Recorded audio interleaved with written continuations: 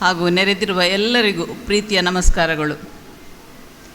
ಇವತ್ತಿನ ಈ ಕಾರ್ಯಕ್ರಮಕ್ಕೆ ಇಲ್ಲಿಗೆ ಬರಬೇಕೆನ್ನುವ ಈ ಸಂಸ್ಥೆಯ ಪ್ರೀತಿಯ ಆಹ್ವಾನವನ್ನು ನಾನೂ ಅಷ್ಟೇ ಪ್ರೀತಿ ಹಾಗೂ ಗೌರವದಿಂದ ಸ್ವೀಕರಿಸಿ ಈ ಹೊತ್ತು ನಿಮ್ಮ ಜೊತೆಗಿದ್ದೇನೆ. 25 ವರ್ಷಗಳ ಸುದೀರ್ಘ ನಡೆಯ ಯಶಸ್ವಿ ನಡೆಯ ಒಂದು ವಿದ್ಯಾಸಂಸ್ಥೆಯಲ್ಲಿ ನಾವಿದ್ದೇವೆ. ಯಾವುದೇ ಒಂದು ಸಂಸ್ಥೆಯನ್ನು ಹುಟ್ಟುಹಾಕುವುದು ಬಹಳ ಸುಲಭ, ಆದರೆ ಅದನ್ನು ಅಷ್ಟೇ ನಿಷ್ಠೆಯಿಂದ ಯಶಸ್ವಿಯಾಗಿ ಮುನ್ನಡೆಸುವುದು ಬಹಳ ಕಷ್ಟ. ಆದರೆ ಅದು ಇಲ್ಲಿ ಸಾಕಾರವಾಗಿದೆ. ಇದಕ್ಕೆ ಕಾರಣಕರ್ತರಾದ ಆಡಳಿತ ಮಂಡಳಿ, ಶಿಕ್ಷಕ ರಕ್ಷಕ ವರ್ಗ ಹಾಗೂ ವಿದ್ಯಾರ್ಥಿ ವೃಂದಕ್ಕೆ ನನ್ನ ಮೊದಲ ಅಭಿನಂದನೆಗಳನ್ನು ಸಲ್ಲಿಸುತ್ತಿದ್ದೇನೆ. ಹೊಂದಿಕೊಳ್ಳಲು ಕಲಿತರೆ ಬದುಕಲು ಕಲಿತಂತೆ ಎನ್ನುವ ಮಾತು ಅದು ಈ ಸಂಸ್ಥೆಯಲ್ಲಿ ಸಾಕಾರವಾಗಿದೆ. ಆಡಳಿತ ಮಂಡಳಿ ಹಾಗೂ ಶಿಕ್ಷಕ ವರ್ಗದವರ ಹೊಂದಾಣಿಕೆ, ಶಿಕ್ಷಕರು ಮತ್ತು ಪೋಷಕರ ನಡುವೆ ಹೊಂದಾಣಿಕೆ, ಶಿಕ್ಷಕರು ಹಾಗೂ ಮಕ್ಕಳ ನಡುವೆ ಹೊಂದಾಣಿಕೆ ಇವೆಲ್ಲ ಇದ್ದುದರಿಂದ ಇವತ್ತು ರಜತ ಸಂಭ್ರಮದ ಹೊಸ್ತಿಲಲ್ಲಿ ಈ ಸಂಸ್ಥೆ ನಿಂತಿದೆ. ನಾವು ಚಿಕ್ಕವರಿದ್ದಾಗ ಮನೆಯಲ್ಲಿ ಅಣ್ಣ ತಮ್ಮಂದಿರಂದರೆ ಗಂಡು ಮಕ್ಕಳು ಜೋರು ಗಲಾಟೆ ಮಾಡಿದರೆ, ಹೇಳಿದ ಮಾತು ಕೇಳದಿದ್ದರೆ, ಓದಿನಲ್ಲಿ ಆಸಕ್ತಿ ಇಲ್ಲದಿದ್ದರೆ ಅಜ್ಜನೋ ಮಾವನೋ ಶಾಲೆಗೆ ಬಂದು ಮೇಷ್ರಲ್ಲಿ ಹೇಳುವ ಒಂದು ಕ್ರಮ ಇತ್ತು. ಸರಿ 2 ಬಿಟ್ಟು ಇವುಗಳನ್ನೊಮ್ಮೆ ಸರಿ ಮಾಡಿ ಮೇಷ್ರೆ ಎಂದು.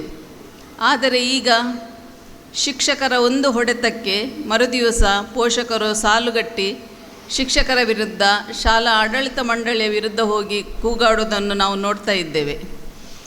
ಕಲಿಯಲು ಆಸಕ್ತಿ ಇಲ್ಲದ ಮಕ್ಕಳಲ್ಲಿ ಆಸಕ್ತಿ ಹುಟ್ಟಿಸುವುದು ಹೇಗೆ?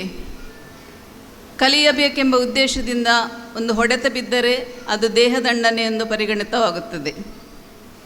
ಹೊಡೆತದ ಬದಲು ಬಾಯಿ ಮಾತಿನಲ್ಲಿ ಗದರಿದರೆ ಮಾನಸಿಕ ಹಿಂಸೆ ಎಂದು ಪರಿಗಣಿತವಾಗುತ್ತದೆ.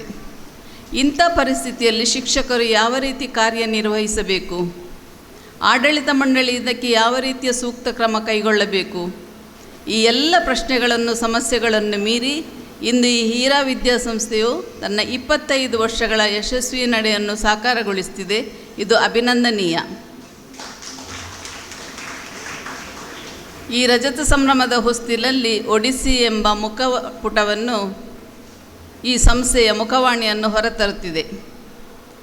ಇದರಲ್ಲಿ ಒಡಿಸ್ಸಿಯಸ್ ಎನ್ನುವ ರಾಜ 40 ವರ್ಷಗಳ ಕಾಲವು ಯುದ್ಧಕ್ಕೆ ಹೋದವನು ಮರಳಿ ಬರುವಾಗ 40 ವರ್ಷ ಆಯಿತಂತೆ ಮನೆಗೆ ಬರುವಾಗ. ಆದರೆ ನಮ್ಮ ಹೀರಾ ವಿದ್ಯಾಸಂಸ್ಥೆಯ 25 ವರ್ಷಗಳ ಸುದೀರ್ಘ ನಡೆಯ ಒಂದು ಅನಾವರಣ ಈ ಪುಸ್ತಕದಲ್ಲಿ ಆಗಲಿಕ್ಕಿದೆ. ಈ ಪುಸ್ತಿಕೆಯು ಎಲ್ಲರಿಗೊಂದು ಸಂಗ್ರಹ ಯೋಗ್ಯವಾದ ಪುಸ್ತಿಕೆಯಾಗಲಿ ಹಾಗೂ ಇದಕ್ಕೆ ಕಷ್ಟಪಟ್ಟ ಸಂಪಾದಕರ ವರ್ಗದ ಶ್ರಮವು ಸಾರ್ಥಕವಾಗಲಿ. ಹೀರಾ ವಿದ್ಯಾಸಂಸ್ಥೆಯ ಯಶಸ್ಸು ಎಲ್ಲ ಕಡೆಗೂ ಪಸರಿಸಲಿ ಎಂದು ಹಾರೈಸುತ್ತೇನೆ. ಪೋಷಕರು ತುಂಬ ಮಂದಿ ಇದ್ದೀರಿ. ನಾವು ನಮ್ಮ ಮಕ್ಕಳನ್ನು ಬದುಕಿಗಾಗಿ ತಯಾರು ಮಾಡಬೇಕೇ ಹೊರತು ಬದುಕನ್ನೇ ಮಕ್ಕಳಿಗಾಗಿ ತಯಾರು ಮಾಡುವುದು ಬೇಡ. ಜೀವನದಲ್ಲಿ ಬರುವ ಅನೇಕ ವ್ಯತಿರಿಕ್ತ ಘಟನೆಗಳು ನಮ್ಮಲ್ಲಿ ಹೋರಾಟದ ಗುಣವನ್ನು ವೃದ್ಧಿಸುತ್ತದೆ. ಹೋರಾಟ ಅಂದರೆ ಪೆಟ್ಟುಗಲಾಟೆ ಅಲ್ಲ, ನಮ್ಮ ಆತ್ಮಸ್ಥೈರ್ಯವನ್ನು ವೃದ್ಧಿಸುತ್ತದೆ.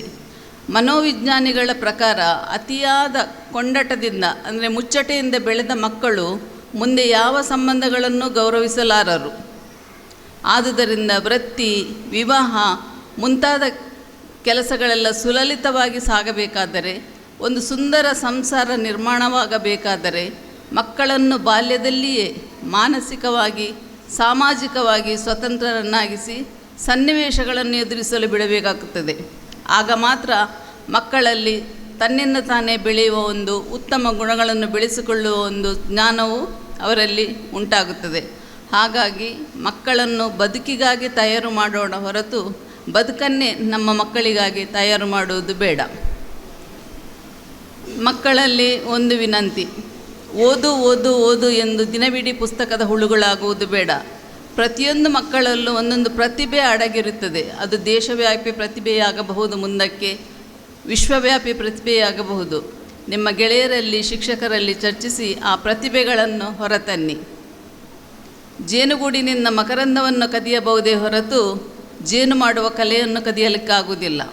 ಆದ್ದರಿಂದ ನಿಮ್ಮ ಯಾವುದೇ ಕ್ರಿಯೇಷನ್ಗಳನ್ನು ಬೇರೆಯವರು ನಕಲಿ ಮಾಡಬಹುದು, ಕದಿಯಬಹುದು. ಆದರೆ ನಿಮ್ಮಲ್ಲಿರುವ ಪ್ರತಿಭೆಗಳನ್ನು ಕದಿಯಲು ಯಾರಿಂದಲೂ ಸಾಧ್ಯವಿಲ್ಲ. ಆದುದರಿಂದ ನಿಮ್ಮ ಪ್ರತಿಭೆಗಳನ್ನು ಓದಿನ ಜೊತೆಗೆ ಆದಷ್ಟು ಹೊರತನ್ನಿ. ಯೌವನದ ಹುಮ್ಮಸ್ಸಿನಲ್ಲಿ ಗಂಡಾಗಲಿ ಹೆಣ್ಣಾಗಲಿ ನಾವು ಮಾಡಿದ್ದೇ ಸರಿ, ನಾವು ನಡೆದದ್ದೇ ದಾರಿ ಎಂದು ವಿವೇಚನ ರಹಿತರಾಗಿ ಮುನ್ನುಗ್ಗಿದರೆ ಪರಿಣಾಮ ಭೀಕರ. ಆದುದರಿಂದ ಹಿರಿಯರ ಮಾತುಗಳಿಗೆ, ಹಿರಿಯರ ಅನುಭವದ ಮಾತುಗಳಿಗೆ ಕಿವಿಯಾಗುವುದನ್ನು ಕಲಿಯಿರಿ. ಹಿರಿಯರಿಗೆ ಗೌರವ ಕೊಡುವುದನ್ನು ಕಲಿಯಿರಿ. ನಿಮ್ಮ ಸುತ್ತಲೂ ಒಂದು ಸುಸಂಸ್ಕೃತವಾದ ಚೌಕಟ್ಟನ್ನು ಹಾಕಿಕೊಳ್ಳಿ. ನಾನು ಪ್ರತಿ ಕಡೆಯಲ್ಲಿ ಇದನ್ನು ಹೇಳ್ತೇನೆ. ಈ ವಯಸ್ಸು ಪ್ರತಿಯೊಂದು ಕ್ಷಣವನ್ನು ನಿಮ್ಮನ್ನು ಆನಂದಿಸುವಂತೆ ಮಾಡುವಂಥದ್ದು. ಪ್ರತಿಯೊಂದು ಕ್ಷಣವನ್ನು ಆನಂದದಿಂದ ಕಳೆಯಿರಿ. ಆದರೆ ನಿಮ್ಮ ಸುತ್ತಲೂ ಒಂದು ಸುಸಂಸ್ಕೃತವಾದ ಚೌಕಟ್ಟನ್ನು ಹಾಕಿಕೊಂಡು ನಿಮ್ಮ ನಗು, ಮಾತು, ತಮಾಷೆ, ಕೀಟಲೆ, ಗಲಾಟೆ, ಪ್ರೀತಿ ಇದೆಲ್ಲವೂ ಈ ಚೌಕಟ್ಟಿನ ಒಳಗೆ ಇದ್ದರೆ ಹೊರಗಿನಿಂದ ನೋಡುವವರಿಗೂ ಅದು ಸುಂದರವಾಗಿ ಕಾಣುತ್ತದೆ.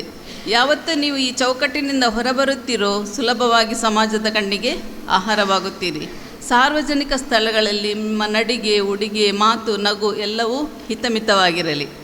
ಇಂತಹ ವಿದ್ಯಾಸಂಸ್ಥೆಯೊಂದು ಮಕ್ಕಳನ್ನು ತಯಾರು ಮಾಡುವ ಕಾರ್ಖಾನೆಯಾಗದೆ ಇದರಿಂದ ಹೊರಬರುವ ಮಕ್ಕಳು ನಮ್ಮ ಸಂಸ್ಕೃತಿಯನ್ನು ಎಲ್ಲೆಡೆ ಪಸರಿಸುವ ಒಂದು ಕಾರ್ಯಕ್ಕೆ ಇಳಿಯಲಿ ಎಂದು ಹಾರೈಸುತ್ತಾ, ಎಲ್ಲ ಮಕ್ಕಳಿಗೆ ಶುಭವನ್ನು ಕೋರುತ್ತಾ, ಈ ವಿದ್ಯಾಸಂಸ್ಥೆಯು ಇನ್ನಷ್ಟು ಯಶಸ್ಸನ್ನು ಪಡೆಯಲಿ ಎಂದು ಹಾರೈಸುತ್ತಾ, ಇವತ್ತು 25 ವರ್ಷಗಳಿಂದ ಈ ಸಂಸ್ಥೆಯಲ್ಲಿ ವಿದ್ಯಾದಾನವನ್ನು ಮಾಡುತ್ತಿರುವ ವಿಜಯಲಕ್ಷ್ಮಿಯವರು ಸನ್ಮಾನಗೊಳ್ಳಲಿದ್ದಾರೆ. ಅವರಿಗೂ ಅಭಿನಂದನೆಗಳನ್ನು ತಿಳಿಸುತ್ತಾ ಎಲ್ಲರಿಗೂ ಗೌರವದ ವಂದನೆಗಳು.